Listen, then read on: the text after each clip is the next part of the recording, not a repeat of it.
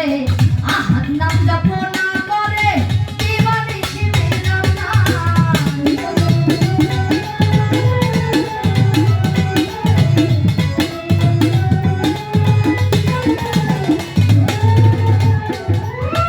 ওরে ইসরাইল শাখায় মানুষই বড়,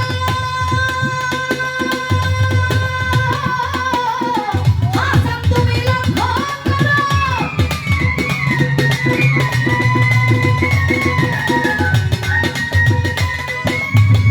ইসরাইল শাখায় মানুষই বড়, হাসান তুমি লক্ষ্য করো। সীমানা যতই বড় তার ভিতরে আমরা নাই।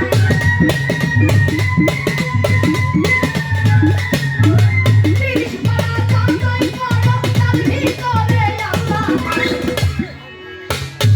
আমারে বলছে তুমি কি কোরআন বিশ্বাস করো? উনি আমাকে বলছে তুমি কি কোরআন বিশ্বাস করো? যদি কোরআন বিশ্বাস করো তাহলে আমি যেটা উচিত সেটা শোনো। অবশ্যই কোরআন বিশ্বাস করি। কোরআন কেন বিশ্বাস করবো না? কোরআন হচ্ছে পথ প্রদর্শক, অর্থাৎ এই কোরআন পড়ে শুধুমাত্র উপরোক্ত ঠিকানা জাহির করা যায়, কিন্তু মূল মন্ত্র প্রস্তুত সাধন সিদ্ধির মাধ্যমে পাওয়া যায়, যেটা কোরআনের মধ্যে পাওয়া যায় না। এখন আপনি যদি বলেন শরীয়ত আগে নাকি মারফত আগে, তাহলে আমি বলবো মারফতটাই আগে। কেন আগে? সেই কথায় আবার ফিরে যাওয়া লাগছে, কারণ আমার মোহাম্মদ যখন হেরা গুহায় ধ্যানে মগ্ন ছিলেন, হেরা গুহায় ধ্যান করার পরে কোরআন নাজিল হয়। তার মানে আগে মারফত, আগে আমার মোহাম্মদ মারফতি করেছেন, তারপরে উনার প্রতি কোরআনটা নাজিল হয়েছে। অবশ্যই শরীয়তের বিধান আমার মারফতের অনেক অনেক পরে। এখন এই যে জিক্রে লিসান, জিক্রে আইন, জিক্রে আনফাস, এইগুলো হচ্ছে আমার মারফতের জিকির, যেটা আপনি শুনতে চাইছিলেন কিন্তু আমার বলা হয়েছিল না।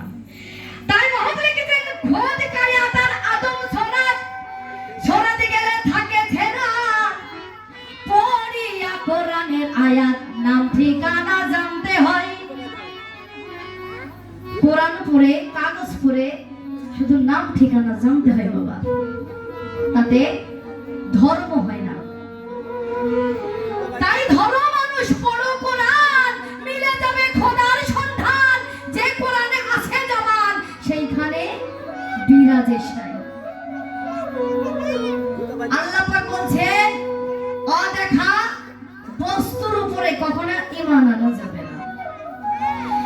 যে ব্যক্তি দেখে ইবাদত করে না, তার ইবাদত হয় না। তাই মহৎ লিখলেন ধরো মানুষ পড়ো কোরআন, ওই ধরে মানুষ ওই কোরআনকে পড়ো। যেই কোরআনকে পড়লে তুমি খোদাকে পাবা, না হলে সারা জীবন এই ঢিপ ফেলে ফেলে মাথা ক্ষয় করে ফেলেও খোদাকে মিলবে না। মানুষ খোদার বড় পুত্র। আল্লাহ তার ভিতরে দিয়েছে 40 আয়াত,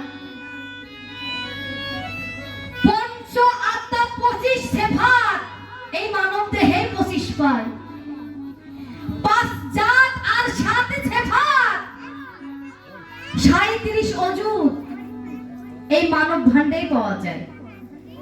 এটা খোঁজার জন্য বাইরে যাওয়া লাগে না বাবা, এটা খুঁজতে হলে বাইরে যাওয়া লাগে না। গঞ্জ মুক্তির গোপন ঘরে একটা আয়াত তার ভিতরে, আহাদ নাম জপনা করে দিবানিশি বিরাম নাই। এটা মারফতের ধর্ম। 21,600 বারে নিত্য আসা যাওয়া করে এই তেল মসজিদে মুর্শিদ বর্জন ধরো। এই যে আমার নাসিকা থেকে যে দম বাইর হয়, এই দমের মাধ্যমে আমার জিকির হয়। এই জিকির সব সময় রাত্র দিন না ঘুমায়, না বিরাম, না কিছু, সব সময় ওই আহাদ নামকেই জপনা করে চলে। পদে বলেছে লাগে দুই দিকে দুই ফোড়া ফকিরের গোড়া। ও নাকের দুই দিকে দুই ফোঁড়া ফকিরের গোড়া। আমাদেরকে আমার আল্লাহ বলেন নাই যে তোমরা ফকির হয়ে কবরে আসো, আপনাদের বলেছেন মুসলমান হয়ে কবরে আসো। কলেমা পড়লেই মুসলমান হইবা না।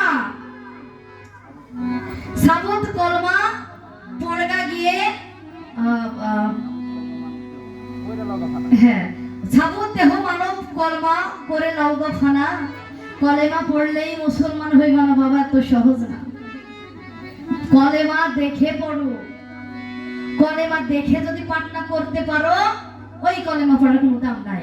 কলেমা যেই কলেমার হাত আছে, যেই কলেমার পাও আছে, যেই কলেমার জবান আছে, যেই কলেমা চলতে পারে, যেই কলেমা বলতে পারে, যেই কলেমা শুইতে পারে, যেই কলেমা আপনার হাত ধরে টানতে টানতে আবার জান্নাতেও নিয়ে যাইতে পারে,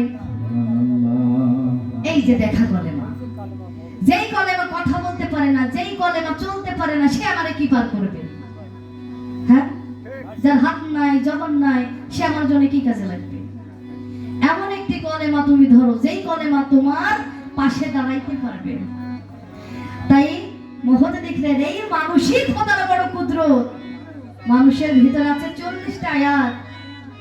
এই মানুষকে যারা সন্তুষ্ট করতে পারে না, তাই লালন সাহেব লিখলেন মানুষ হজিলে সোনার মানুষ হবি। মানুষের থেকে বড় ধর্ম আর হয় না, এটা বাস্তব জীবনের সত্য কথা। মানুষকে কষ্ট দিয়ে কোনো ধর্ম হয় না। মানুষ